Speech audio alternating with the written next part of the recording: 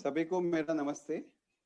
Doctor Bharat भाई, श्री माननीय कुलपति श्री डॉक्टर नवीन भाई और बाकी के अतिथिगण, डॉक्टर हर्षाबेन, सबको मेरा सादर प्रणाम। आज का मेरा विषय है Ayurveda and the battle against infectious disease with special reference to कोविड-19। अभी पूरा देश और पूरे विश्व में जो एक भय का आतंक मचा हुआ है कोरोना के नाम का, तो अपनी भारतीय जो चिकित्सा पद्धति है, भारतीय जीवन पद्धति है, उसमें थोड़ा पीछे झांक कर देखेंगे तो उसके सब उपाय भी ध्यान में आएंगे। और इतना जो विषाद है, आयुर्वेद में ऐसा बोला गया है, विषादो रोग विवर्धनानाम, यानी कोई भी चीज का ज्यादा चिंता करते हैं तो उससे रोग ज्यादा बढ़ जाता है। इसलिए विषाद करने की जरूरत नहीं है। खास तो भारत को विषाद करने की या चिंता करने की इसलिए जरूरत नहीं है क्योंकि भारत के पास आयुर्वेद है, योग है, अध्यात्म है, सब कुछ है। इसलिए भारत को ये सब चिंता करने की आवश्यकता नहीं है। तो अपने इतिहास में फिर से झांक कर उसके उपाय ढूंढने की जरूरत है, जो उपाय आज मैं आपको सबको बताऊंगा। नेक्स्ट।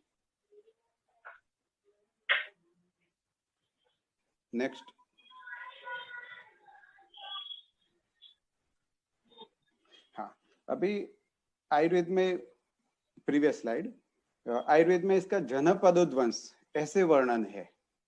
जनपदोध्वंस यानी एक साथ में अनेक लोगों का ध्वंस हो जाना, उसको जनपदोध्वंस बोलते हैं। और उसके जो मेन पॉजिटिव फैक्टर्स है वो पोल्यूटेड एयर है, वाटर है, लैंड है एंड टाइम, और टाइम या सीजन, यानी 4 प्रकार के उसके बताए गए हैं जिसके द्वारा ये होता है। इसका जो कारण में बताया गया है कि अधर्म से होता है, प्रज्ञापराध से होता है।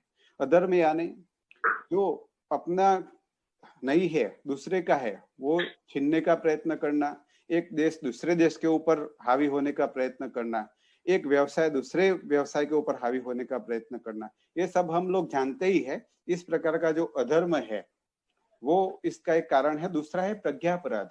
प्रज्ञापराध क्या है? तो आयुर्वेद में इसका एक व्याख्या बताया गया है, धी ध्रुति स्मृति विभ्रंश कर्म यत् कुरुते अशुभम प्रज्ञापराधम तम विद्यात् सर्वदोष प्रकोपणम। यानी मैं अभी अहमदाबाद से गांधीनगर आ रहा हूँ और रास्ते में मुझे कहीं एक जगह पर खड्डा आया, रास्ते में जंप आया और मैंने ध्यान नहीं दिया, मैंने दी यानी मेरी बुद्धि, ध्रुति यानी मैंने धारणा शक्ति, उसका मैंने नहीं अच्छी तरह से इस्तेमाल किया और मैं इसमें गाड़ी चलाया, गाड़ी को नुकसान हुआ, आ गया, पूरा हो गया। अभी 1-2 महीने के बाद मैं फिर से वही रास्ते से आ रहा हूँ और फिर से वही जंप वाला स्थान आया है, वहां पर मैं ध्यान नहीं रखता हूँ। धी और ध्रुति का भी विभ्रंश है पहले के जैसे ही, अभी इस बार स्मृति का भी विभ्रंश है। यानी मैं याद नहीं रखा कि अगली बार मैं यहाँ पर ही हैरान हुआ था और फिर से इसी तरह से मैं जा रहा हूँ रास्ते पे, तो फिर से गाड़ी को नुकसान होता है। तो ये स्मृति का भी विभ्रंश हुआ और बाद में उससे नुकसान होता है। ऐसे ही हम अपने स्वास्थ्य, सामाजिक स्वास्थ्य, राष्ट्रीय स्वास्थ्य, वो सब चीजों के बारे में भी करते आ रहे हैं। आगे 2100 साल पहले यानी 19वीं सदी में या 20वीं सदी में जो मर्की रोग आया, तो उस वक्त भी जो जो समस्या हुई हम भूल गए या अपनी पीढ़ी ने हमें बताया नहीं और फिर से उसका पुनरावर्तन हो रहा है। तो ऐसे विभ्रंश हो गया, हमारे धी और ध्रुति का भी विभ्रंश हो गया और ये प्रज्ञापराध होने से ये होता है। तो लार्ज स्केल ऑफ पॉपुलेशन इसमें डिस्ट्रक्ट होता है और ये सबको क्या अलग अलग नाम बोलते हैं, चिकनगुनिया है, स्वाइन फ्लू है, सार्स है, कोविड-19 है, ये सब इसको नाम बोलते हैं। Next please. अभी इसका आयुर्वेद में अच्छा डेफिनेशन बताया गया है कि प्रसंगात गात्र संस्पर्शात वस्त्र माल्य निश्वासात सह भोजनात् सह शय्यासनाश्चापि वस्त्र माल्यानुलेपनात् कुष्ठम ज्वरश्च शोषश्च नेत्राभिषंद एव च औपसर्गिक रोगाश्च संक्रामन्ते नरांतरम।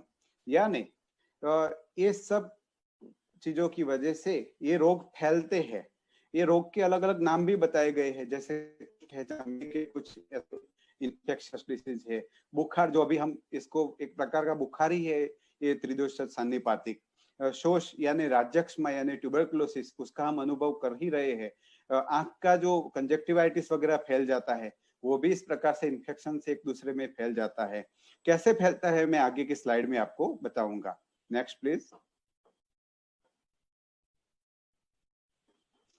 वस्त्र माल्यानुलेपनात् यानी जो अपने वस्त्र है, माला है, ये सब चीजों को एक दूसरे के साथ शेयर करते हैं, ज्वेलरी को शेयर करते हैं, अपने मोबाइल को शेयर करते हैं, लैपटॉप को शेयर करते हैं, कंप्यूटर को शेयर करते हैं अभी के टाइम पे।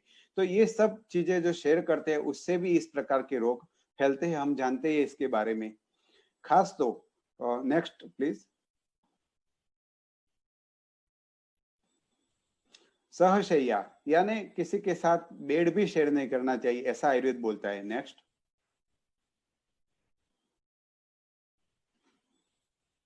सह आसन यानी एक ही आसन पे नहीं बैठना चाहिए।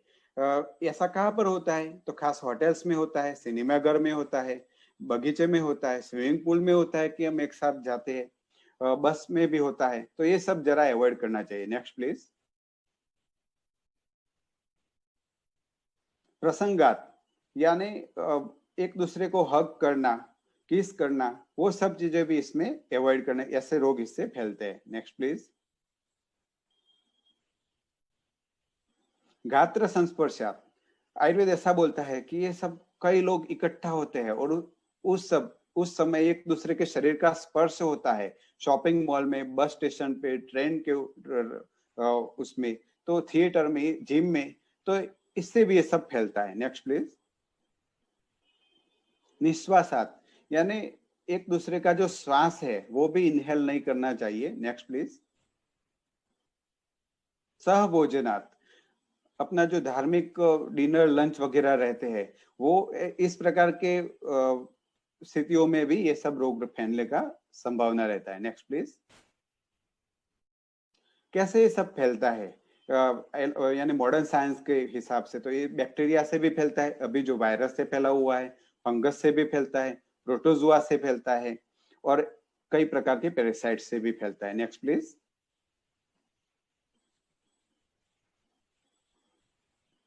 ये कॉमन सिम्टम्स क्या है? हम लोग देखते ही है कि फीवर आता है, ड्राई कफ होता है, फटीग होता है, सॉर थ्रोट होता है, शरीर पूरा दुखता है यानी बॉडी एक होता है, राइनाइटिस यानी नाक में से पानी वगैरह निकलता है, सॉर थ्रोट हो जाता है, डायरिया हो जाता है। ये सब ये कोरोना के, कोविड-19 के अभी के कॉमन सिम्टम्स है। Next please.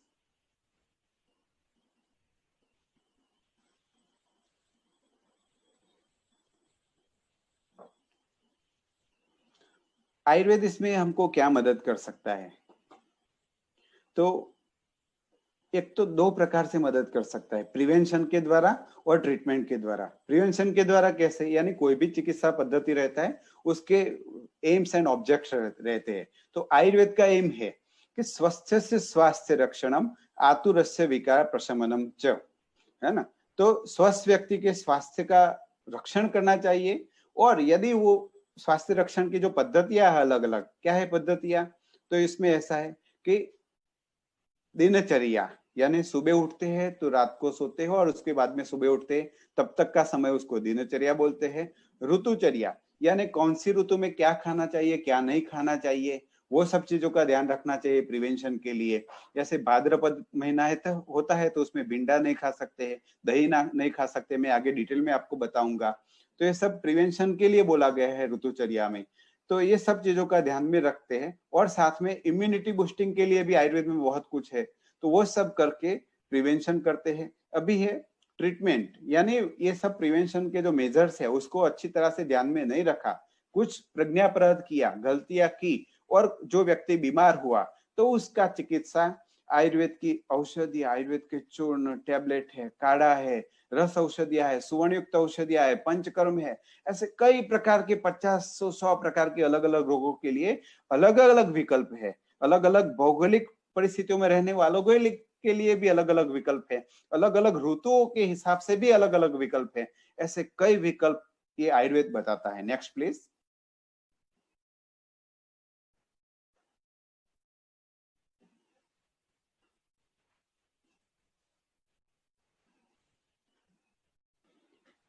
आयुर्वेद के हिसाब से ये जो स्वस्थ रहने के जो पिलर्स है वो 3 पिलर्स है। उसको आयुर्वेद में त्रय उपस्तंभ ऐसा बोला गया है कि अपना जो जीवन का 3 स्तंभ है जिसके ऊपर अपना स्वास्थ्य टिका हुआ रहता है, वो 3 उपस्तंभ है। वो क्या है? आहार, निद्रा और ब्रह्मचर्य, है ना। आहार के बारे में आपको बताऊंगा आगे कि कैसे आहार में ध्यान रखना चाहिए। उसका 33% महत्व है, निद्रा का भी 33% महत्व है, और ब्रह्मचर्य यानी अपना शरीर सुख, पत्नी के साथ के जो संबंध है उसका भी 33% से ज्यादा महत्व है। तो ये सब चीजों का ध्यान रखते हैं तो हम स्वस्थ रहते हैं, स्वस्थ बने रहते हैं। Next please.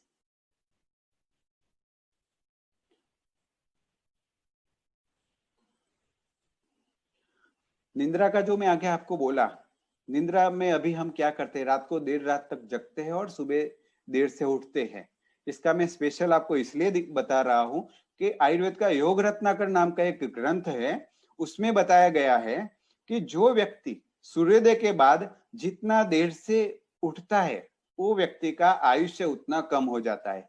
हम सब रिसर्च के चश्मे से देखने वाले लोग हैं, या हमें पूरी दुनिया को रिसर्च के हिसाब से ये सब बताना पड़ता है, इसलिए हम इसको रिसर्च के द्वारा प्रूव नहीं कर सकते। लेकिन इसका जो तर्क है वो आप समझ लीजिए कि कोई भी व्यक्ति का आयुष्य है वो 2 प्रकार का है। एक तो श्वासोश्वास में जो परम कृपारु परमात्मा के द्वारा प्रदत्त आयुष्य, यानी जितनी साल जीना है, ऐसे 80 साल का आयुष्य है ऐसा मान लो। अभी 80 साल का आयुष्य था तय, और 80 साल के आखिरी दिन अभी बात करते थे और अभी चले गए, इसको सक्रिय आयुष्य बोलते हैं, यानी स्वस्थ आयु। अभी निष्क्रिय आयुष्य यानी इस प्रकार से आयुर्वेद की दिनचर्या का पालन नहीं किया, ऋतुचर्या का पालन नहीं किया और बीमार हुए, प्रज्ञापरत किया और बीमार हुए, और 70 साल की 80 साल से 80 साल की आयु तक पथारी में ही निकाला, तो वो जो है वो निष्क्रिय आयुष्य है। यानी सक्रिय निष्क्रिय आयुष्य में से जो बीमारी का आयुष्य है वो हम तय कर सकते हैं। और वो कैसे योग रत्नाकर के हिसाब से तय कर सकते हैं? सूर्योदय से पहले उठना चाहिए, उसको ब्राह्म मुहूर्त बोलते हैं। ब्राह्म मुहूर्त यानी सुबह 4 बजे उठ जाना, 5 बजे उठ जाना, ऐसा नहीं। ब्राह्म मुहूर्त यानी सूर्योदय के 96 मिनट पहले उठना चाहिए, उसको ब्राह्म मुहूर्त बोलते हैं। वो सुबह जल्दी उठने के लिए रात को जल्दी सो भी जाना चाहिए। तो इस प्रकार से निंद्रा का पूरे जीवन में 33% से ज्यादा महत्व है। अभी हम आहार कौन सा लेना चाहिए, मैंने जैसे निंद्रा का बात किया, ऐसे आहार का भी 33% महत्व है। तो आहार में लौकी है, परवल है, करेला है, वो सब सहजन की फली है, ये सब अच्छा आहार ऐसी परिस्थिति में लेना चाहिए। और रूटीन में भी इस प्रकार का आहार खास लेना चाहिए। हरे मूंग लेना चाहिए, पुराने चावल लेना चाहिए, काली द्राक्ष लेना चाहिए, पक्की आम, अभी जो पक्का आम है नेचुरल रिपन वो लेना चाहिए, मौसम्बी लेना चाहिए, ये सब अभी ले सकते हैं। देसी गाय का घी लेना चाहिए, दूध लेना चाहिए। अभी गर्मी है इसलिए घर में ही बनाया हुआ श्रीखंड लेना चाहिए। अभी दूध और घी के बारे में मैं बात करूंगा मैं आपको खास, तो क्योंकि अपना परावलंबन कितना है, क्या है कि पार्लर के ऊपर खड़े रह के थोड़ी देर देखते हैं तो लोग 5-5, 10-10 थैली दूध की लेते हैं, उसके साथ में 2-4 थैली छाछ की लेते हैं, बटर मिल्क की लेते हैं, उसके साथ में दही की थैली लेते हैं, उसके साथ में श्रीखंड भी लेते हैं, उसके साथ में घी भी खरीदते हैं। ऐसा नहीं है। भारत भारत का इतना भव्य, अभी कलयुग का 5120वां साल चल रहा है। अभी ये जो सब परिस्थितियों के ऊपर हम डिपेंडेंट है, ये सब परिस्थितियां 100-150 साल से पुराना नहीं है। हम जो चिकित्सा पद्धति के ऊपर आधारित है, जो जीवन पद्धति के ऊपर आधारित है, वो सब पुराना नहीं है। हम हमारा जो अभी कलयुग के इतने साल गए, उससे पहले 3 युग, सतयुग, द्वापर युग, त्रेता युग, तो इतने साल, ये 3 युग और 5000 साल हमने कहाँ निकाले कि हमें बाहर से सीखना चाहिए। हमें दही खरीदना नहीं है, हम यदि दूध खरीदना पड़े तो दूध खरीदे, तो दूध में से दही, दही में से मक्खन, मक्खन में से घी, और दही में से रात को रखो, उसके बाद में दूसरे दिन श्रीखंड भी बनाओ। तो इस प्रकार से स्वावलंबन होना चाहिए। इसको वोकल के द्वारा लोकल का प्रचार बोलते हैं, यानी अपना जो लोकल चीज है इसको स्वदेशी भी सच्ची प्रकार से बोल सकते हैं कि अपने घर के चीजों को अपने वहां ही बनाओ, उसके बारे में ज्यादा परावलंबन मत रखो। भारत ने ये सब परावलंबन किया, ये मैंने एक छोटा सा उदाहरण बताया। ऐसा सब चीजों का परावलंबन उसकी वजह से ही ऐसे अभी कोरोना आया, उसके आगे स्वाइन फ्लू आया था, उसके बाद में जिका आया था, उसके पहले चिकनगुनिया आया था। ऐसे रोग आते ही रहते हैं। तो हमें इस प्रकार से परावलंबन नहीं रखना चाहिए, हमें डरना भी नहीं चाहिए और परावलंबन भी नहीं रखना चाहिए। Next please. ऐसे जैसे यूजफुल डाइट है, ऐसे ही हार्मफुल डाइट और हैबिट्स है। जैसे दही नहीं लेना चाहिए, भिंडी ज्यादा नहीं लेना चाहिए, उड़द ज्यादा नहीं लेना चाहिए, हम जो अभी तरबूज ज्यादा लेते हैं, वाटरमेलन, वो भी ज्यादा नहीं लेना चाहिए। ये सब चीजें ज्यादा नहीं लेनी चाहिए। दही क्यों नहीं ज्यादा लेना चाहिए? ये दही के बारे में बहुत ध्यान रखना चाहिए। दही के बारे में पूरा एक लेक्चर चल सकता है। दही के पूरे दोष है ऐसा मैं नहीं बोलना चाहता हूँ, दही के कुछ गुण भी है, लेकिन ऐसा बोला गया है ग्रीष्म शरद वसंतेषु प्रायशो दधि गर्हितम, यानी ग्रीष्म ऋतु, शरद ऋतु और वसंत ऋतु, उसमें दही खास अवॉइड करना चाहिए। क्यों अवॉइड करना चाहिए? क्योंकि दही वो पित्त को बढ़ाने वाली चीज है।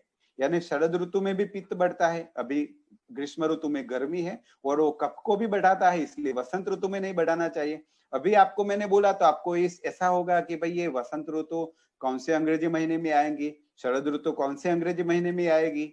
मैंने जो युगाब्द का बोला तो वो एकदम ऊपर की बात है, लेकिन हमें इतना तो पता चलना चाहिए कि भाद्रपद महीने में, यानी अक्टूबर नवंबर वो महीने में शरद ऋतु आती है।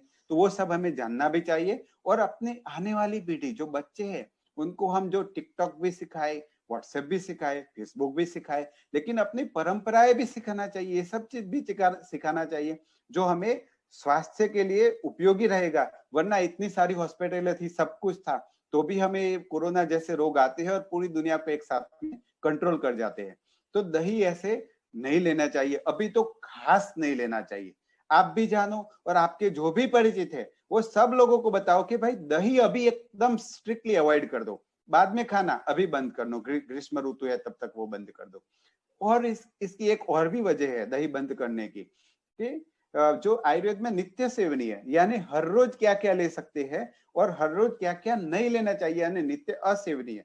जो नित्य सेवनीय बताया गया है उसमें मूंग है, आंवला है, गेहूं है, पुराने लाल चावल है, अंतरिक्ष जल है। अंतरिक्ष जल तो पूरा ऐसे नहीं समझ पाए, ऐसी स्थिति है समाज के लिए, लेकिन आंवला वगैरह तो ले सकते हैं।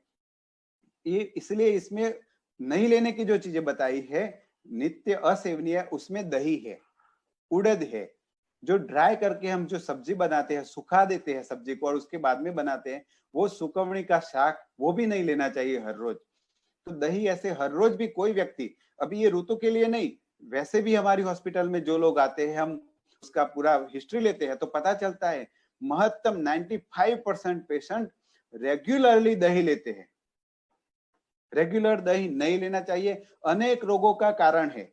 मान लो कि एक छोटा सा उदाहरण मैं आपको दे दूं कि आपके घर में किसी न किसी को डायबिटीज रहेगा, डायबिटीज 25 साल रहा, 50 साल रहा, तो भी कोई बताएगा नहीं आपको कि दही नहीं लेना चाहिए। ऐसा बताया गया है डायबिटीज के जो कारण है। मेरी जो यूट्यूब चैनल है वैद्य धर्मेंद्र पटेल, उसमें भी आप डायबिटिक यदि हो सकते हैं उसके बारे में बहुत कुछ हमने डिटेल में दिया है। तो इसमें ऐसा बोला है दधिनी ग्राम्योदक अनुप्रशांसी, यानी उसका बहुत बड़ा मेजर रीजन दही है। और अभी जो कोरोना में मरने वाले जो लोग हैं उसमें कोमॉर्बिड कंडीशन में उसमें भी डायबिटीज के पेशेंट ज्यादा है, ब्लड प्रेशर के पेशेंट ज्यादा है, कैंसर के पेशेंट ज्यादा है, जिनका इम्यूनिटी कम है ऐसे लोग ज्यादा है। तो हम लोग ही अपने रसोई घर से अपनी इम्यूनिटी को डाउन कर देते हैं। तो ऐसे अपनी इम्यूनिटी को, ऐसे आयुर्वेद को जानो, अन्य लोगों को भी बताओ, अपने बच्चों को अपनी ट्रेडिशन में सिखाओ कि ये सब हर रोज ले सकते हैं, ये सब हर रोज अवॉइड करना चाहिए। तो इसलिए हर रोज लेने के बारे में मैंने आपको थोड़ा और बताना चाहिए कि आंवला, आंवला है हर रोज लेना चाहिए। क्यों हर रोज लेना चाहिए?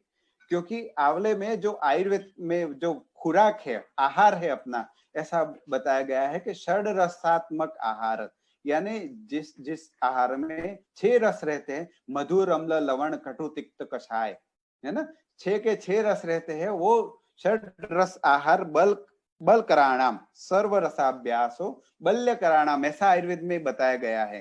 तो यदि कोई सक्षम व्यक्ति नहीं है, वो षड रस आहार नहीं ले सकता है, तो आयुर्वेद में क्या बताया गया है कि आंवला भोजन के आदि में, यानी भोजन शुरू करते हैं तब लेना चाहिए, भोजन के मध्य में, यानी भोजन के बीच में और भोजन के अंत में भी आंवला लेना चाहिए। कोई सक्षम नहीं है, कोई माल न्यूट्रिशन वाला है, पैसा नहीं है, सब कुछ नहीं ले सकता है, तो उसका थाली में आंवला तो हो सकता है। अपनी गवर्नमेंट के जो लोग सुन रहे हैं उनको भी ये बहुत उपयोगी होगा और गवर्नमेंट का बहुत सारा खर्चा भी इससे बचेगा। आंवला इतना महंगा नहीं है, तो ये माल न्यूट्रिशन का जो कुपोषण की समस्या है उसको दूर करने में भी महंगी महंगी दवाइयां तो जो गवर्नमेंट सोच समझ के ही करती होगी, लेकिन इसके साथ में आयुर्वेद के ऐसे कई कंसेप्ट है। इसमें सबसे सस्ता कंसेप्ट ये आंवले का है, तो आंवला दे सकते हैं, बहुत फायदा करेगा। ऐसे ही और क्या क्या अवॉइड करना चाहिए, तो उसमें वाटरमेलन ने लिखा है।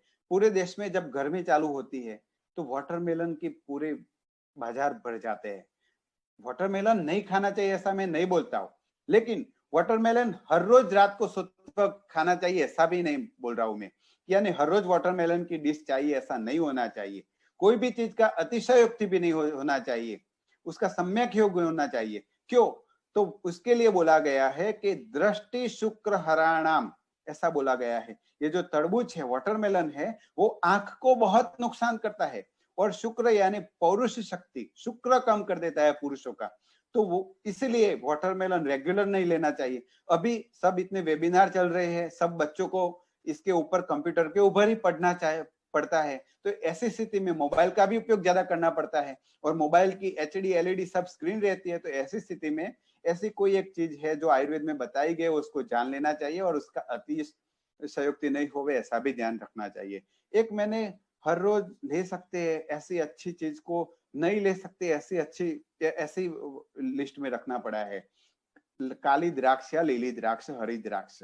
द्राक्ष है वो आयुर्वेद में जो फल वर्ग बताए गए हैं, शाक वर्ग बताए गए हैं, कठोर के वर्ग बताए गए, दूध के वर्ग बताए गए हैं। आयुर्वेद में गाय के दूध का भी बताया गया है गुण और दोष, और गधी के दूध और घी का भी गुण और दोष बताया गया है। वैसे गाय के दूध का तो कोई दोष नहीं है, लेकिन गुण ही गुण है वो बताए गए हैं। तो ऐसे फल वर्ग जो बताया गया है, वो फल वर्ग में फल में श्रेष्ठ बताया गया है काली द्राक्ष, हरी काली द्राक्ष और सूखी काली द्राक्ष। यानी द्राक्ष तो लेना चाहिए, उसके बदले मैंने नहीं लेने में क्यों रखा है? इसलिए रखा है कि हमने उसको खाने लायक नहीं रखा है। हमने कई चीजों को ऐसी स्थिति में कर दिया है कि जो अमृत था लेकिन हमने इसको विष बना दिया है। इसमें द्राक्ष भी अभी आ गई है। पहले जो 20 साल से पहले की उम्र वाले लोग हैं वो याद करो, पहले द्राक्ष खाते थे तो उसके ऊपर सफेद लेयर नहीं रहता था। अभी द्राक्ष खाते हैं तो उसके ऊपर सफेद लेयर रहता है, वो कंटेजियस पेस्टिसाइड का है। पेस्टिसाइड दो प्रकार के खासकर रहते हैं, जो एक सिस्टेमिक रहता है जो पानी के साथ में छेड़ते हैं और उसके अंदर जाता है अपने फल या सब्जी के अंदर, और कुछ छांटने में आते हैं, स्प्रेड करते हैं, छंटकाव करते हैं, उसको कंटेजियस पेस्टिसाइड बोलते हैं।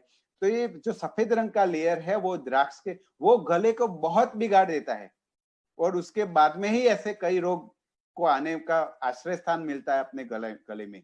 इसलिए, और यदि खाना ही है तो 1 लीटर पानी लो, उसमें 10 या 20 ml शुद्ध गोमूत्र अर्क लो।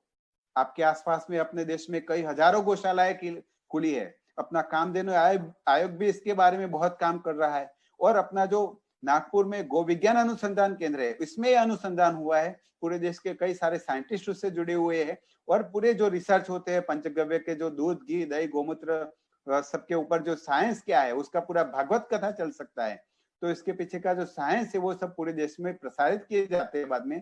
तो अभी ये जो शाक भाजी धोने के लिए या फ्रूट धोने के लिए हमें अलग से कोई मशीन खरीदने की जरूरत नहीं है, उतना पर अवलंबन करने की जरूरत नहीं है। इसको हम जैसे नागपुर से बताया गया है कि भाई इसको 1 लीटर पानी में 10 या 20 ml गोमूत्र अर्क लो, उसको भिगो दो आधा घंटा और उसके बाद में फल या सब्जी का उपयोग करो, तो उसमें जो कंटेजियस पेस्टिसाइड होते हैं वो सब इसमें डिजोल्व हो जाते हैं, बाद में शुद्ध पानी से धो के इसका उपयोग कर सकते हैं। तो यदि खाना ही है तो इस प्रकार से खाना चाहिए। रात को देर तक जगने के बारे में मैंने आपको बात कर दिया, तला हुआ तीखी चीजें वो सब भी नहीं लेनी चाहिए। तो ऐसे अपथ्य आहार है उसका हमें त्याग करना चाहिए। Next please. आगे की जो स्लाइड है इसमें रोग प्रतिकारक क्षमता में आयुर्वेद हमें कैसे मदद कर सकता है वो सब बताया गया है। अभी बहुत सी बात हो रही है, WHO रोग प्रतिकारक क्षमता के लिए बात करता है और आयुर्वेद की बहुत सारी वकालत पूरा इंटरनेशनल मीडिया और WHO सब लोग कर रहे हैं। क्यों कर रहे हैं? WHO आज बोल रहा है वो आयुर्वेद ने सृष्टि रचना से पहले व्यक्ति स्वस्थ रहे उसके लिए आयुर्वेद की रचना की थी, तो तब से बताया गया है इम्यूनिटी और रोग प्रतिकारक क्षमता के बारे में। तो कैसे होती है? इतना अच्छा मौलिक साइंस है आयुर्वेद। रोग प्रतिकारक क्षमता 3 प्रकार से हमें मिल सकती है। एक तो नेचुरल है, माता पिता का जो वारसा रहता है, ट्रेडिशन, उसके द्वारा मिलती है। जैसे पांडवों में भीम वगैरह थे, वो नेचुरल इम्यूनिटी थी उनके ऊपर, उनके शरीर में। सीजनल इम्यूनिटी, जैसे विंटर रहता है, ठंडी का सीजन रहता है, उस वक्त हमें पूरा शरीर में बल बना रहता है, तो सीजन के हिसाब से भी अपनी इम्यूनिटी बढ़ती है। और तीसरा है औषधियों के द्वारा, उसको बोलते हैं युक्तिकृत, यानी कोई युक्तियों के द्वारा इम्यूनिटी बढ़ाना। कैसे बढ़ा सकते हैं? सुवर्ण प्राशन से बढ़ा सकते हैं, आयुर्वेद की कुछ औषधियों के द्वारा बढ़ा सकते हैं। मैं आगे की स्लाइड में बताऊंगा। Next please. अभी इम्यूनिटी के बारे में बात करें, रोग प्रतिकारकता के बारे में, उससे पहले एक और चीज है वो बीच में मुझे बतानी चाहिए। वैसे योग के बारे में पूरा अलग से विषय होना चाहिए, लेकिन ये स्लाइड बीच में लेनी पड़े ऐसी मुझे बहुत जरूरी लगती है। ऐसा एक योग सूत्र है, हेयम दुखम अनागतम, यानी योग which is practised in proper methods will prevent future miseries. यानी योग पद्धति सर से यम नियम आसन प्राणायाम प्रत्याहार ऐसे क्रमानुक्रमिक यदि योग का अभ्यास किया जाए पद्धति सर से, नहीं ट्रेनिंग में बैठे और कपालभाति करने लगे, ऐसा नहीं, पद्धति सर से योग करते हैं तो। और बाबा रामदेव और आचार्य बालकृष्ण और ऐसे कई, अपना केवल्य धाम है, कई लोगों ने योग के बारे में कितना काम किया है। तो अपने पास तो योग है, इसलिए भी हमें घबराना नहीं चाहिए। और ऐसा सूत्र है, याद रख लो, अपने बच्चों को भी बताओ कि भाई योग किस लिए करना चाहिए। योग सिर्फ वर्तमान स्वास्थ्य के लिए करना है ऐसा नहीं है, आने वाली भावी दुखों को अवॉइड करने के लिए भी योग करना है। तो हमें जो अभी अनुभव है योग में, जो प्रत्यक्ष क्लिनिकल साइंस के हिसाब से कि इस परिस्थिति में, कोविड-19 की परिस्थिति में क्या ज्यादा उपयोगी रहेगा, तो भस्त्रिका प्राणायाम ज्यादा उपयोगी रहेगा। भस्त्रिका प्राणायाम इसलिए उपयोगी रहेगा ज्यादा कि उसमें पूरा शरीर, रेस्पिरेटरी जो ट्रैक्ट रहता है वो पूरा गर्म हो जाता है करते हैं तो। इसकी वजह से शरीर में या रेस्पिरेटरी ट्रैक्ट में कोई भी यदि बाहर से फॉरेन बॉडी कोरोना के स्वरूप में या और भी कोई फ्लू आ गया तो वो अंदर घुस जाता है, तो वो तुरंत बाहर निकल जाता है, बाहर फेंक दिया जाता है, अपना जो ट्रैक गर्म होता है उसके। इसलिए भस्त्रिका प्राणायाम तो खास अभ्यास करना चाहिए। इसके सिवा कपालभाति का करना चाहिए। कपालभाति पूरा शरीर में ऑक्सीजनेशन का प्रक्रिया को बढ़ावा करता है, सेल्स को एकदम रिवाइव करता है, इसलिए कपालभाति भी करना चाहिए। शवासन इसलिए करना चाहिए कि अभी शवासन से पूरा internal and external and mental and physical पूरा शरीर रिलैक्स होता है, इसलिए शवासन खास करना चाहिए। ये सब के ऊपर एक है योग निद्रा।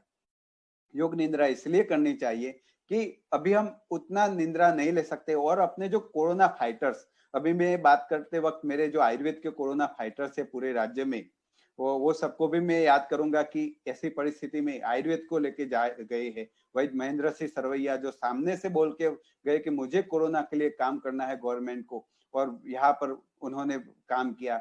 वैद्य राम शुक्ल है, वैद्य प्रकाश पंचाल है, वैद्य सोनी है, और अपने जो 51 वैद्य का बाद में याद ही आया है, लिस्ट आया पूरा गुजरात का, कि हर जिलों में वो एलोपैथी के डॉक्टरों के साथ में ही कदम मिलाकर काम कर रहे हैं और आयुर्वेद के हिसाब से कोरोना में मदद करते हैं। सूरत के कुछ आयुर्वेद डॉक्टर को भी मैं याद करूंगा, डॉक्टर संदीप पटेल है, डॉक्टर वैद्य पीनल बेन राणा है, जो लोगों ने एक अच्छा उदाहरण प्रस्तुत किया कि कोरोना के पेशेंट यदि एलोपैथी हॉस्पिटल में भी भर्ती है और उसके साथ में पैरेलल आयुर्वेद का चिकित्सा करके, और एलोपैथी साइंस का भी मैं अभी आभार मानूंगा, बहुत शुक्रिया अदा करूंगा कि वो लोगों ने आयुर्वेद का सहर्ष आविष्कार किया। ऐसी स्थिति में समाज की चिंता की, कोई घृणा नहीं रखी आयुर्वेद के साथ में, और आयुर्वेद को भी साथ में लिया और एलोपैथी आयुर्वेद का फ्यूजन भी करके कई लोगों को ऐसे बाहर निकाला कोरोना में से। तो एक लोगों में इसकी वजह से भी डर जा रहा है अभी कि भाई आयुर्वेद है तो हम बच सकते हैं। Next slide please. अभी हम जो इम्यूनिटी बढ़ाने की बात कर रहे थे, तो इसमें सुवर्ण प्राशन, मुझे ये बात करते वक्त कौरव और पांडवों का बहुत याद आती है। इसलिए याद आती है कि मैं ऐसे प्रबोधन के लिए 15-20 सालों से समाज में जाता हूँ और समाज में बोलता हूँ और उसकी आंख में भी देखता रहता हूँ कि अभी क्या सुन रहा है, क्या तर्क वितर्क करता है, क्या रिसर्च के बारे में सोच रहा है। तो एक आपको भी जरा मजा आएगा सुन के कि एलोपैथी साइंस को हमें एकदम सैल्यूट करना चाहिए कि ऐसी स्थिति में समाज को इमरजेंसी में मदद कर रहा है, लोगों की जान बचा रहा है, वो सही है। लेकिन जब पांडवों का जन्म हुआ तो पांडव इतने बलशाली थे, तो ये 40 प्रकार की वैक्सीन पांडवों ने कहां पर ली होगी कि इतने बलशाली थे कि आज का अपना समाज और पूरी दुनिया इतनी सारी वैक्सीन के ऊपर आधारित होना पड़ा है। इसमें एलोपैथी साइंस का दोष है, ऐसा नहीं बोल रहा हूं, अपना समाज का दोष है कि हम सब, जैसे मैं दूध का उदाहरण दिया पार्लर के ऊपर, हम परावलंबन करते हैं। आयुर्वेद को भी देश आजाद होने के बाद में आयुर्वेद को राष्ट्रीय चिकित्सा पद्धति नहीं बनाया हमने। पूरे विश्व में आयुर्वेद चाइनीज ट्रेडिशनल मेडिसिन से भी अच्छा है, फिर भी चाइनीज ट्रेडिशनल टीसीएम का मार्केट बहुत ज्यादा है, आयुर्वेद का उतना मार्केट नहीं है। उसमें समाज का भी दोष है, हमने आयुर्वेद को स्वीकार नहीं किया। आयुर्वेद सस्ता है, आयुर्वेद सरल है, इसलिए वो आयुर्वेद अच्छा काम नहीं करेगा ऐसा सोच लिया हमने। तो ये सब पांडव वगैरह लोग थे, वो सबका वैक्सीनेशन कहा हुआ होगा। जो कौरव थे, 100 कौरव थे, और गांधारी माता ने कहां पर, कौन सी हॉस्पिटल में, कौन सी प्रसूति गृह में एक 100 कौरव का प्रसूति किया होगा। ये सब अपना आयुर्वेद, 4 वेद, उपनिषद और आयुर्वेद, ये सब के ऊपर अपना देश पूरा आधारित था, अच्छी चीजों के ऊपर आधारित था। और ऐसी चीजें कि जिसके द्वारा भविष्य में कोई कार्बन फुटप्रिंट नहीं थी, यानी नित्य नूतन चिर सनातन, ऐसी सब चीजों के ऊपर पूरा आजाद था, आ, आ, आ, उसके ऊपर अवलंबित था। यानी हम ओजोन का घाबड़ा, अपने ओजोन का होल हम अपनी नई पीढ़ियों को हम नहीं दे रहे थे बेट में, हम कैंसर नहीं दे रहे थे अपनी नई पीढ़ियों को बेट में, हम किडनी फेलर नहीं दे रहे थे, ये सब सुवर्ण प्रेशन वगैरह करवा के अपनी नई पीढ़ियों को। अभी सब चीजें, ऐसी ही गंदी चीजें हम अपनी नई पीढ़ी को भेंट में दे रहे हैं। तो सुवर्ण प्रेशन करना चाहिए। आयुर्वेद की मेडिसिन के द्वारा कैसे रोग प्रतिकारक क्षमता बढ़ाई जा सकती है, तो सुवर्ण वसंत मालती है, सुवर्ण लक्ष्मी विलास रस है, स्वास्थ्य चिंतामणि रस है, ऐसी 50 प्रकार की आयुर्वेद की औषधियां है जो टक्कर दे सकती है। कोरोना क्या, मर्स है, सार्स है, ऐसे कोई भी परिस्थिति में बहुत अच्छी टक्कर दे सकती है। और सिर्फ लक्षण बगैर के कोरोना के पेशेंट है ऐसा नहीं, लक्षण वाले कोरोना के पेशेंट और आईसीयू में भर्ती कोरोना के पेशेंट के साथ में, एलोपैथी चिकित्सा के साथ में भी यदि फ्यूजन किया जाए, अभी गवर्नमेंट थोड़े प्रमाण में बहुत कुछ कर ही रही है, बहुत अच्छा काम कर रही है, इसको आगे बढ़ाना चाहिए। तो ये जो स्थिति है, उसके जो आंकड़े हर रोज आ रहे हैं, उसमें भी बहुत सुधार मिलेगा। और गुजरात में तो बहुत अच्छा मिला भी है, दिल्ली में भी मिला है, केरल में भी मिला है, गोवा में भी मिला है, हरियाणा में भी मिला है। लेकिन आयुर्वेद को अभी और भी इसमें साथ में ज्यादा ले जाना चाहिए। इसमें मैंने देसी गाय का दूध लिखा है, वो क्यों लिखा है? वो इसलिए लिखा है कि देसी गाय का जो दूध रहता है उसमें सुवर्ण क्षार रहता है, इसलिए देसी गाय का जो दूध है वो थोड़ा हमें पीला लगता है। देसी गाय का घी भी इसलिए पीला लगता है, मक्खन भी पीला लगता है, सब कुछ इसलिए पीला लगता है क्योंकि सुवर्ण का रंग कौन सा होता है? पीला होता है। तो देसी गाय का जो खुंद रहता है, ये खुंद में एक सूर्य केतु नाड़ी रहती है, अभी इसका रिसर्च आगे धीरे धीरे होगा, लेकिन इसमें सुवर्ण क्षार है दूध में, मूत्र में। वो सब तो अपने यहाँ जूनागढ़ में कृषि यूनिवर्सिटी है, डॉक्टर गोलकिया की जो टीम है, उनको भी अभी मैं रिस्पेक्ट करके बोल रहा हूँ कि इतना अच्छा संशोधन किया और विज्ञान के आगे आज देसी गाय को ले गए हैं कि इतना सारा प्रमाण है। और देसी गाय के बारे में जो गोपाल भाई सुतरिया है, मान्य मनसुख भाई सुवागिया है, और ऐसे कई लोगों ने इतना अच्छा काम किया है पूरे देश में कि जिससे आज देसी गाय प्रस्थापित हो गई है पूरे देश में और पूरे विश्व में। तो इसका जो दूध है, दूध में नेचुरल स्वरूप में सुवर्ण का क्षार रहता है जो हर रोज जाएगा। और क्यों जाएगा? तो आगे मैंने एक चित्र रखा है पावर पॉइंट में, कमल का फूल पानी के बीच में रखा है। तो आयुर्वेद में एक ऐसा रेफरेंस है कि यदि कमल का फूल है वो पानी के बीचों बीच रहता है तो भी उसमें पानी टिक नहीं सकता है। कमल के फूल के ऊपर पानी डालो आप, जरा भी नहीं टिकेगा। तो ऐसा आयुर्वेद की संहिताओं में रेफरेंस है कि यदि व्यक्ति आयुर्वेद की औषधियों, सुवर्ण औषधियों का सुवर्ण औषधियां तो बाद में, लेकिन सुवर्ण का ऐसे गाय के दूध के द्वारा या सुवर्ण प्राशन के द्वारा नियमित रूप से अभ्यास शरीर में लेता रहता है, वैदिक मार्गदर्शन भी ले सकता है, तो उसमें उसके शरीर में कोई रोग नहीं टिक पाएंगे, जैसे कमल के फूल के ऊपर पानी नहीं टिक पाता। यानी वो रोगों के बीच में रहकर भी, ऐसे कोरोना जैसे कई रोगों के बीच में रहकर भी वो रोग से ग्रस्त नहीं हो सकता है। ये अपने जो एलोपैथी के डॉक्टर्स है, आयुर्वेद के कोरोना वॉरियर्स है, म्यूनिसिपालिटी के कर्मचारी है, पुलिस है, वो सब लोगों को भी बहुत उपयोगी हो सकता है। अभी देसी गाय का घी और दूध भी बहुत उपयोगी हो सकता है। और ऐसे जो लोग सक्षम है, वो लोग सुवर्ण बसंत मालती जैसे वैद्यकीय निरीक्षण में रह करके कुछ औषधियों का भी उपयोग कर सकते हैं अपनी इम्यूनिटी को बनाए रखने के लिए। आगे, यज्ञ चिकित्सा, होमा थेरापी। ऐसा है कि ये सब जो मैं बोल रहा हूं वो सब उसके बाद में है। सबसे पहले यज्ञ, यस्य गृहे हवि कृष्ण तत्र हन, यानी हे कृष्ण, जिसके घर में यज्ञ हो रहा है उसके घर में बीमारियां नहीं आएगी।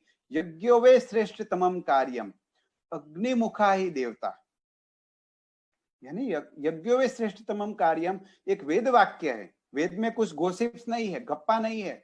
वेद में, आयुर्वेद में ये सब जो आयुर्वेद के जो 3 ग्रंथ है, चरक संहिता, सुश्रुत संहिता, अष्टांग हृदय, यानी जो बृहत्त्रयी है, मध्यम के जो ग्रंथ है उसमें कुछ ऐसा मिल सकता है, लेकिन ये जो बृहत्त्रयी है और अपने जो वेद है उसमें जो बोला गया है उसको रिसर्च का चश्मा से ढूंढने का प्रयत्न करो, लेकिन तब तक उसका पूरा एग्जीक्यूशन तो चालू ही कर दो। इसलिए कि कुछ चीजों का रिसर्च अभी हुआ है, कुछ चीजों का रिसर्च भविष्य में होगा।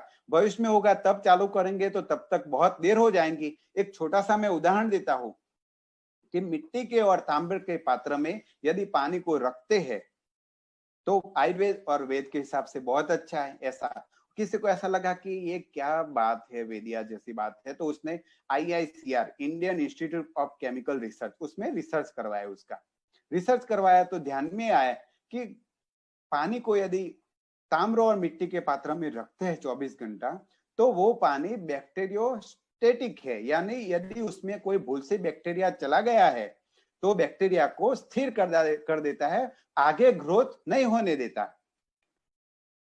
ये तो अपने देश का रिसर्च की बात हुई। अभी हमें इंटरनेशनल रिसर्च भी होना चाहिए, उसका सिक्का लगना चाहिए। तो इंटरनेशनल रिसर्च अभी यही 5-10 सालों में हुआ WHO के द्वारा कि यदि पानी को मिट्टी या ताम्र के पात्र में रखते हैं तो वो सिर्फ बैक्टीरियोस्टेटिक नहीं है, लेकिन उसके सिवा यदि वो 24 घंटा पानी रह गया और उसमें बोल से बैक्टीरिया आ गए हैं तो वो बैक्टीरियोसिडल भी है, यानी 24 घंटे में वो जो बैक्टीरिया आया है बोल से, भले उसका ग्रोथ नहीं हुआ, लेकिन यदि ताम्र के पात्र में रखा है तो वो बैक्टीरिया को मार भी देता है। तो इसलिए अपने आयुर्वेद में बताया गया है कि ताम्र और मिट्टी के पानी में पात्र में पानी पियो। लेकिन रिसर्च तो अभी हुआ, ऐसी कई चीजों का रिसर्च भविष्य में आएगा कि डायबिटीज में दही नुकसान करता है, गर्मी में दही नहीं खाना चाहिए, ऐसा रिसर्च मान लो कि 150 साल के बाद आया, तो तब जाके उसको हम मानेंगे, ऐसा नहीं है। अपने जो आप्त रचना है उसमें जो लिखा है उसको अभी से मान लो और आगे बढ़ो और स्वस्थ रहो। और एक है कि अपनी धार्मिक प्रणालियां है उसके पीछे भी साइंस है, लेकिन हम क्या करते हैं, मिथ्यायोग करते हैं। उसका क्या गलती करते हैं कि हम ऐसे 56 भोग चढ़ाते हैं कि भगवान खुश हो जाएगा। 56 भोग गलत है ऐसा मैं नहीं बोल रहा हूं, लेकिन अग्निमुखा ही देवता, यानी देवता यानी इंद्र वगैरह, वरुण है वगैरह देवता है, 33 प्रकार के जो देवता है, अश्विनी कुमार वगैरह, उनको यदि उनके द्वारा हमें इस पृथ्वी को कुछ मदद चाहिए, अपने देश को कुछ मदद चाहिए, अपने समाज को कुछ मदद चाहिए, अपने घर को कुछ मदद चाहिए, तो क्या करना चाहिए, उनको संतृप्त करना चाहिए। वो 56 भोग से संतृप्त नहीं होगे।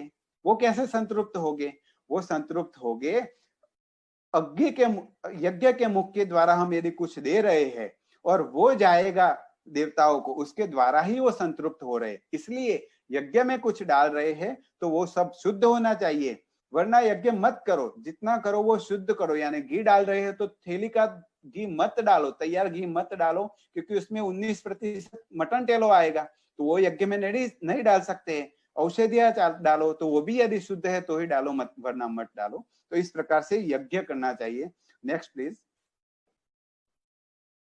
यज्ञ चिकित्सा के बारे में एक और भी अथर्ववेद का श्लोक है, आप देख सकते हैं इसमें कि यदि रोगग्रस्त मनुष्य मृत्यु को प्राप्त होने वाला है या उसकी आयुष्य क्षीण हो गई है, तो भी मैं विनाश के समीप से उसे बाहर लाकर 100 वर्ष की पूर्ण आयु सुरक्षित करता हूं।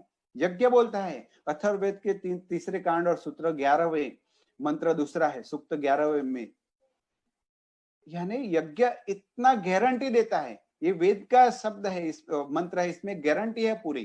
तो यज्ञ के द्वारा इतना सारा हो सकता है, लेकिन पद्धति सर उसका अनुसरण होना चाहिए। और ये जो मैं आयुर्वेद की चिकित्सा की आगे में बात करने वाला हूँ औषधियों की, उसमें भी उसका 4th कैटेगरी है चिकित्सा की, जो प्रायोरिटी बताई गई है उसमें मंत्र बलि होम औषध, यानी मंत्र चिकित्सा सबसे आगे है, होम है, उसके बाद में औषध है। तो ये सब चीजों के बारे में भी बहुत सा संशोधन करना चाहिए। ऐसी यानी कोई उत्तर प्रदेश का सुन रहा है, गवर्नमेंट में से सुन रहा है, तो मेरा एक प्रार्थना है कि आपके गोरखपुर में जो एनकेफेलाइटिस हो जाता है और 70 जो बच्चे मर जाते हैं, वो ही आपका जो वार्ड है आईसीयू है, उसमें सुबह शाम पद्धति सर से अग्निहोत्र करो, सिर्फ अग्निहोत्र करो, आपको एकदम स्पीडी रिकवरी, जेट स्पीड से रिकवरी मिल सकता है। ऐसे ही जापानीज एनकेफेलाइटिस आया था जो आंध्र प्रदेश वगैरह में, ये सब में भी बहुत काम कर सकता है। ऐसे इसके research Russia, Chile, Germany, Poland, USA कई जगह पर हुए हैं, और बाहर देखने की जरूरत नहीं है। अपने यहाँ शांति कुंज हरिद्वार है, उसमें भी इसके बारे में बहुत अच्छा रिसर्च हुआ है। टीबी के जीवाणुओं पर क्या काम करता है उसके बारे में भी इलाहाबाद के टीबी सैनिटोरियम में रिसर्च हुआ है। तो ऐसे यज्ञ चिकित्सा भी करनी चाहिए, जिनको अनुकूल है वो कर सकते हैं। अभी मैं सब चीजों का विहंगावलोकन करवा रहा हूँ आपको, सिर्फ यही करो ऐसा मेरा नहीं है आपको कहना। आप सब जान लो इसमें जो जिसको जिसको जो रुचि है, जिसका जितना क्षमता है, अनुकूलता है, वो सब आप आगे करो। Next please. ऐसा ही एक धूपन चिकित्सा है। धूपन चिकित्सा में आयुर्वेद में 2 बताए गए हैं खास, एक सुश्रुत संहिता में रक्षोघ्न धूप बताया गया है और चरक संहिता में पलंकशादी धूप बताया गया है। उसमें क्या क्या द्रव्य रहते हैं, तो वचा रहती है, गुगल रहता है, पलंकशयानी गुगल, निम्ब पत्र रहते हैं, नेक्स्ट प्लीज, कुष्ठ कुष्ठ रहता है, सरसप रहता है, पीले सरसप रहते हैं, सरसव के दाने, हरडे रहता है, देसी गाय का घी रहता है। ये सब चीजें यानी अपने रसोई घर के आसपास से ही मिल जाए ऐसी चीजें हैं। और अभी ये सब वैद्य बना भी रहे हैं, तो ये सब का उपयोग करना चाहिए। इससे क्या है कि माने लो कि आपने कोई गोली लिया, आयुर्वेद का ही गोली लिया, मान लो कि संशम निवटी लिया, वो पूरा शरीर में जीआई ट्रैक्ट में जाएगा, बाद में उसका डाइल्यूशन होगा, बाद में एब्सॉर्ब होगा, बाद में ब्लड स्ट्रीम के द्वारा अपने फेफड़े में आएगा, एल्वियोलाई में आएगा, और उसके बाद में असर करेगा। उसके बदले धूपन चिकित्सा क्या है कि सीधे के सीधा धूप किया, सांस के द्वारा, इनहेलेशन के द्वारा एल्वियोलाई में जाएगा। यज्ञ के द्वारा जो भी वायु उत्सर्जित होते हैं वो भी सीधे सीधा ethylene oxide, propylene, formaldehyde, formalin, ये सब जो वायु है वो भी सीधे सीधे अपने फेफड़े में जाते हैं और सीधा इंजेक्शन के जैसा, यानी अपना जो पंप लेते हैं, इनहेलर लेते हैं, उसके जैसा सीधा असर करता है। Next please. अभी मैं थोड़े थोड़े छोटे छोटे प्रयोग भी आपको बताना चाहिए कि आपके रसोई घर से क्या क्या कर सकते हैं। Next please. जैसे प्रतिमर्शनस्य, अपना जो आयुष डिपार्टमेंट है उसने भी बहुत अच्छा काम किया है, केंद्र सरकार का और गुजरात सरकार का। ये ऐसी परिस्थिति में आयुर्वेद का बहुत चीजों को बाहर लाया है समाज में।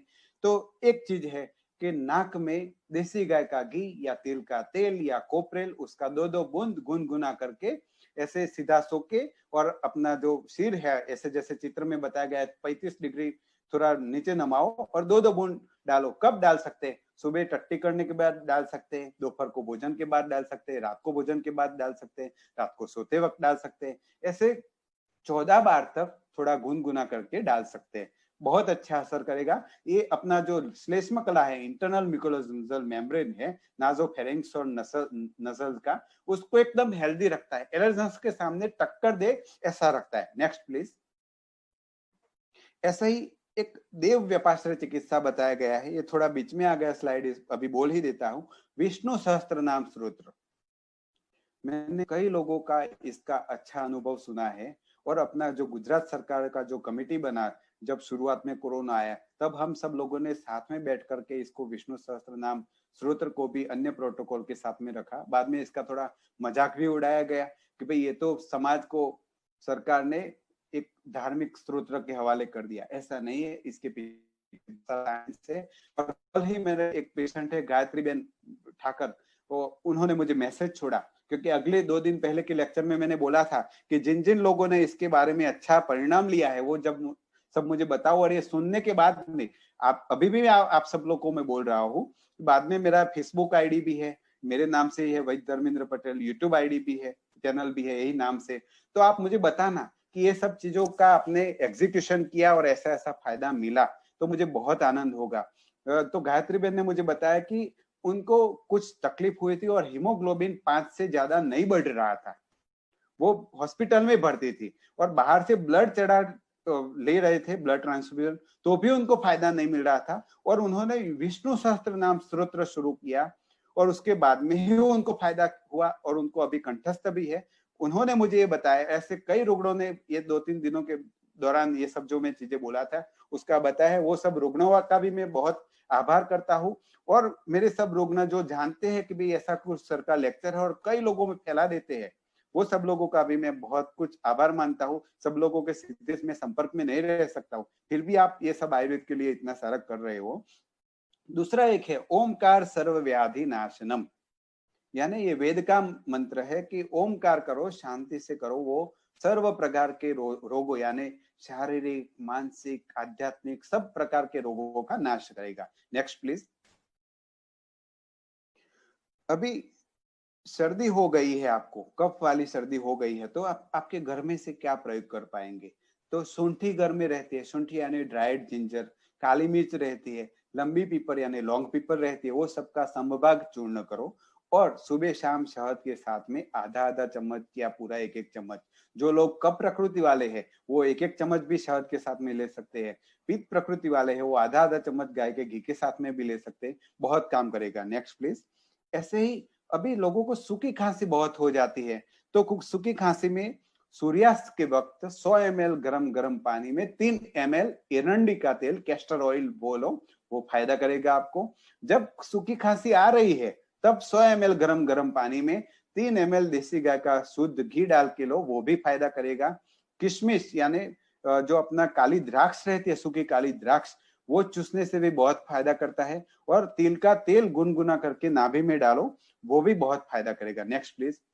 जब कोरोना की शुरुआत हुई और अमेरिका में हर रोज 5,000, 6,000, 10,000 ऐसे केस आ रहे थे, तब मुझे चिंता हुई कि अपने जो नॉन रेसिडेंशियल इंडियन है, एनआरआई है, वो सब किसके हवाले रहेंगे? वो सबको आयुर्वेद के द्वारा मदद करनी चाहिए। तो हमने तुरंत ही, हमारी हॉस्पिटल के सब लोगों ने मिल करके तुरंत ही पूरा एक प्रोटोकॉल बनाया और भेजा कि अपने रसोई घर में से क्या क्या चीजों का इस्तेमाल कर सकते हो। और बहुत से हमारे जो पंकज भाई है, किरण बेन है, और सब अलग अलग अमेरिका के राज्य में जो लोग रहते हैं, लंदन में भी जो लोग रहते हैं, कृष्ण चंद्रकांत भाई शुक्ल है, वो सब लोगों ने भी, जर्मनी भी जो रहते हैं, सब लोगों ने इसका इस्तेमाल किया, अपने मित्रों को फॉरवर्ड किया और सब लोगों को रसोई घर से ही बहुत फायदा मिला।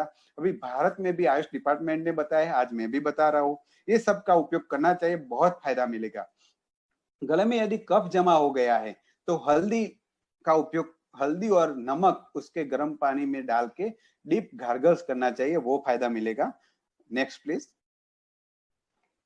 बंद नाक हो गया है, नाक बंद हो जाता है, उसके लिए कोई आयुर्वेद डॉक्टर की दवाई ढूंढने जाओ रात को तुरंत या एलोपैथी, ऐसा नहीं है। आपके घर में पहले ढूंढो, रसोई घर में अजवाइन रहती है, पुदीना रहता है, छोटा सा फ्लैट में रहते हो या कहीं बंगले में रहते हो, छोटा सा कुंडा लाओ, उसमें अजवाइन का पुदीना का छोड़ लगाओ, तो अजवाइन और पुदीना गर्म पानी में डालो, उसका भाप लो। अभी अभी तो खास ये सब करना चाहिए, अपनी गैलरी में ऐसे औषधियां छोटी छोटी रखो, और बंगला है तो मैं आगे पूरा लिस्ट बताऊंगा, वो सब रखो।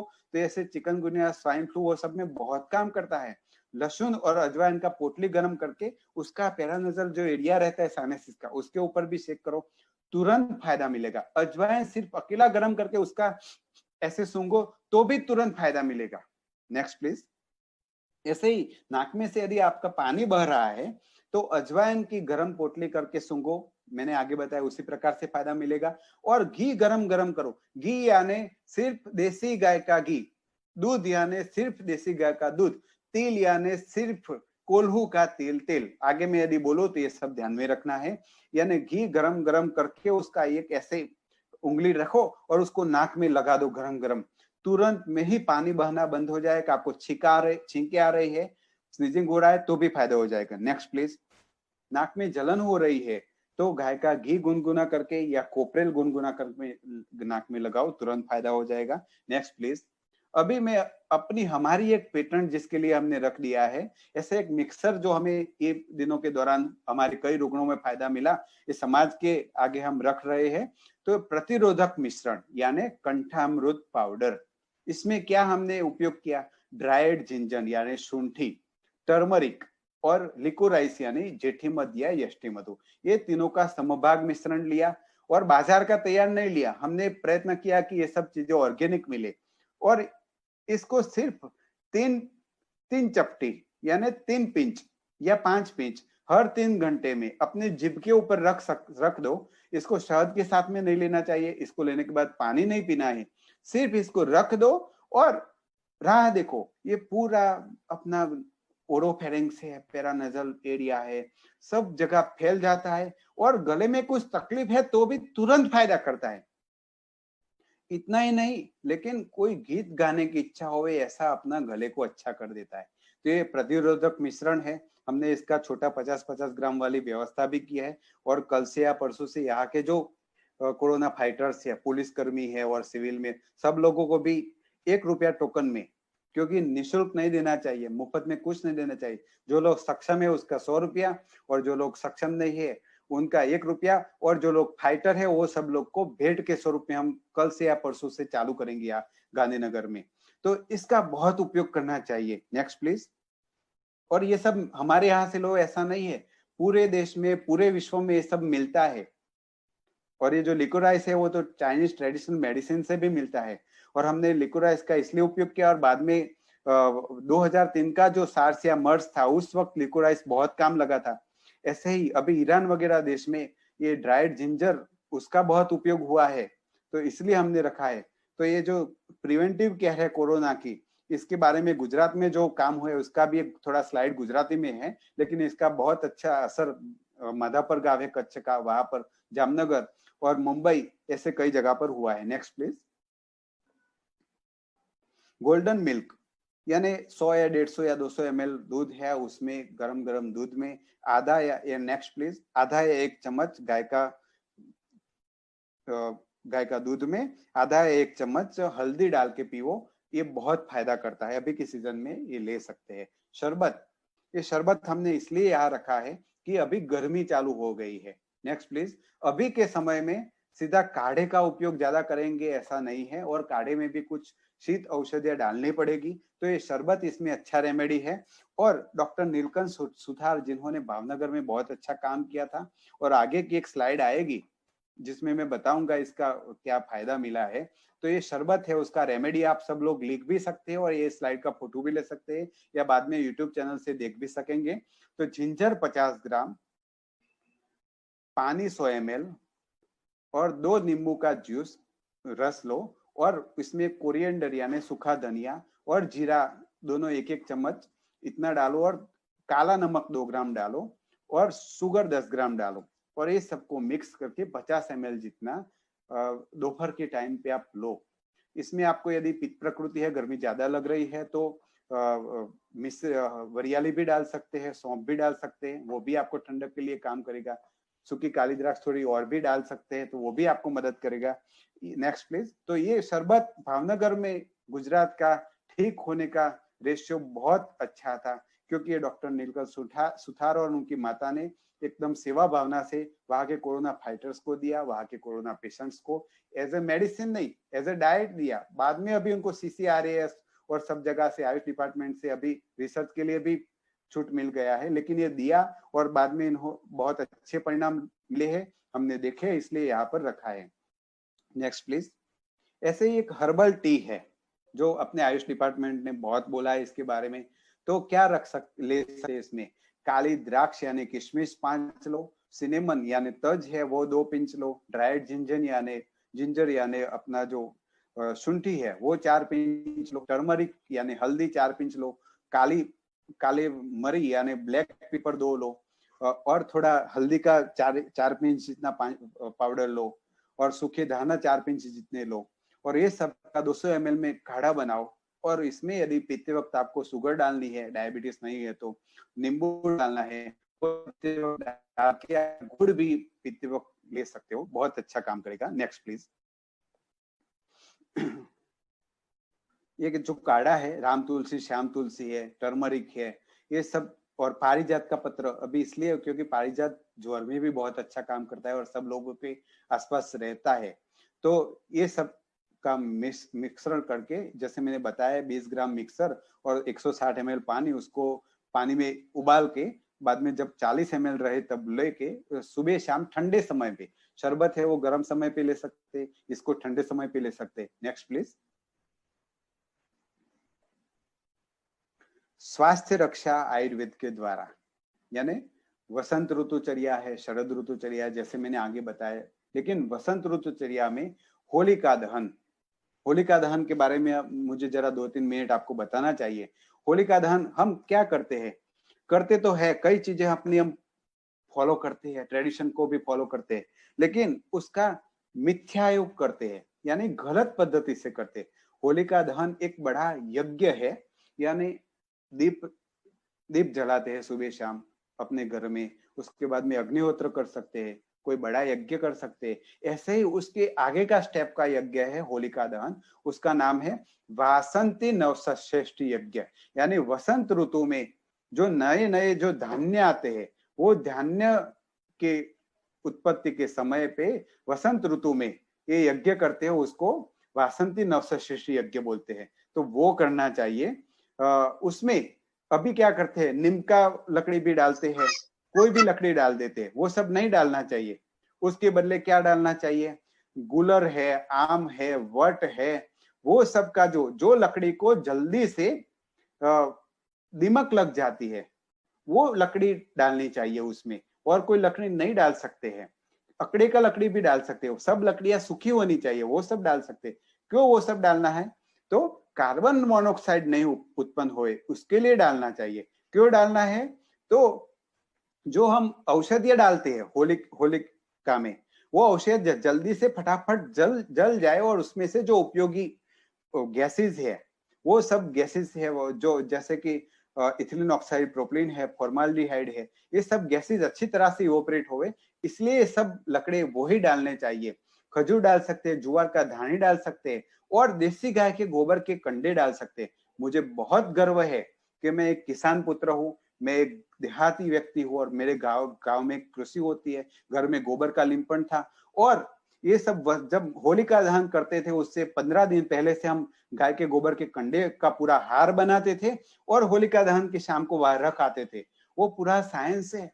वो जो होलिका दहन के कंडे हैं उसको बाद में थोड़ा जला के उसका जो भाप है वो अपने जो पशु रहते थे वो पशुओं के मुंह में सुंगाते थे, उसके पांव की खड़ी के पास में ले जाते थे। क्यों ले जाते थे? तो FMD, food and mouth disease नहीं फैलता है, इसके लिए। यानी होलिका के वक्त ही स्वाइन फ्लू भी आया था, उससे पहले। यानी हमने जो आर्यग्राम में जो सब प्रयोग किया, सबसे पहली बार जो स्वाइन फ्लू आया उस वक्त हमने प्रयोग किया, और उसी वक्त सब लोग ऐसे ही डर रहे थे कोरोना की जैसे ही। तो हमने बताया कि भाई आप डरो नहीं, पद्धति सर से होलिका दहन करो, और उसका पत्रिका बनाए और सब जगह पर मीडिया में फैलाए, व्हाट्सएप और फेसबुक के द्वारा। और गुजरात प्रांत में कई जगह पर हुआ, अच्छा परिणाम मिला।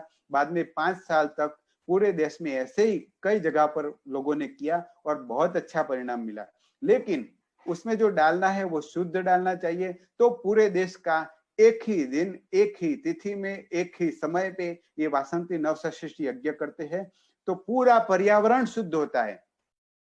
इसी वक्त पद्धति सर से हमने यदि होलिका दहन किया होता तो ये हम इसके बारे में लेक्चर लेना पड़ता, ऐसा मुझे नहीं लग रहा है। तो अगली बार का समय है तो हम इसकी तैयारी करें भविष्य में, और इसी पद्धति सर से होलिका दहन करें। ऐसे ही वसंत ऋतुचर्या है, उसमें होलिका दहन के द्वारा पूरा पर्यावरण को शुद्ध करते। ऐसे शरद ऋतुचर्या है, उसमें श्राद्ध यानी खीर, श्राद्ध के वक्त हम खीर लेते हैं, दूध पाक लेते हैं, गाय के दूध की खीर बनाते हैं, तो वो लेते हैं। तो वो अपना अंदर का शरीर का जो भाग है, पूरे शरीर को पूरे साल के लिए मजबूत बनाते हैं। तो शरद ऋतु में, लेकिन हम मिथ्या कैसे करते हैं, जैसे होली में पूरे गांव का कचरा भी डालते हैं, प्लास्टिक भी डालते हैं, और बाद में उसके फेसबुक और यूट्यूब के ऊपर पूरा वीडियो डालते हो और रखते हैं, सेल्फी रखते हैं। तो वैसा नहीं करना चाहिए। अभी अगली बार से ऐसे वासंती नवसृष्टि यज्ञ करो, पता नहीं चलो तो हमारे संपर्क करना, हम बताएंगे आपको, और ये सबको आप सेल्फी में रखो और समाज को बताओ। तो शरद ऋतु में भी ऐसे ही मिथ्या करते हैं हम कि जो खीर है उसमें कलर वाला जो टूटी फूटी है वो सब डालते हैं, यानी दूध पाक के लिए भी तैयार पैकेट का हम उपयोग करते हैं। ऐसा नहीं है। गाय का दूध लो, उसमें मिश्री डालो और उसमें इलायची डालो और इसी प्रकार से दूध पाक बना के पियो। उसमें ड्राई फ्रूट भी नहीं डालना चाहिए। दूध में ड्राई फ्रूट विरुद्ध ऐसा सुश्रुत संहिता में बताया गया है, तो ड्राई फ्रूट वगैरह भी नहीं डालना है।